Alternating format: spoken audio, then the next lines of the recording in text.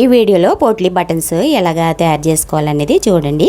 ముందు మనం జీలీ బెండ్ కానీ థర్మాకోల్ కానీ పోస కానీ సంథింగ్ ఏదైనా రౌండ్ బాల్ మనం యూజ్ చేయాలి. యూజ్ చేసి క్లాత్లో పెట్టి చూడండి, తిప్పినట్టు రౌండ్గా 3 సార్లు తిప్పుకున్న తర్వాత థ్రెడ్తో 3 సార్లు మెల్లేసుకున్న తర్వాత మళ్ళీ చూడండి, మన పువ్వులు మాల కట్టుకుంటాం కదా, ఆ మెల్ని 3-4 సార్లు వేసుకొని ఫోల్డింగ్ చేసుకొని ముడి కింద వేసుకోవాలి. పూలు మాల కట్టుకున్న వాళ్ళు స్పీడ్గా కట్టగలరు. చూడండి, నేను అలా తిప్పానంటే పోట్లీ బాల్ అన్నది ఈజీగా రెడీ అయిపోద్ది. అలా తిప్పుకున్న తర్వాత టైట్గా కట్టుకోవాలి. ముడి అన్నది టైట్గా కడితేనే మనకి లూజ్ లేకుండా బాల్ షేప్ అన్నది రౌండ్గా వస్తుంది. చూడండి, నేను కట్టిన తర్వాత మళ్ళీ ఇలా ఫ్రెష్ చేస్తున్నాను. ఫ్రెష్ చేశానంటే లోన ఏమైనా ముడుతున్నదంటే ముడత వచ్చేసరి ఎంత నీట్గా తయారైందో. మళ్ళీ ఇంకొకటి కూడా చూపిస్తున్నాను చూడండి.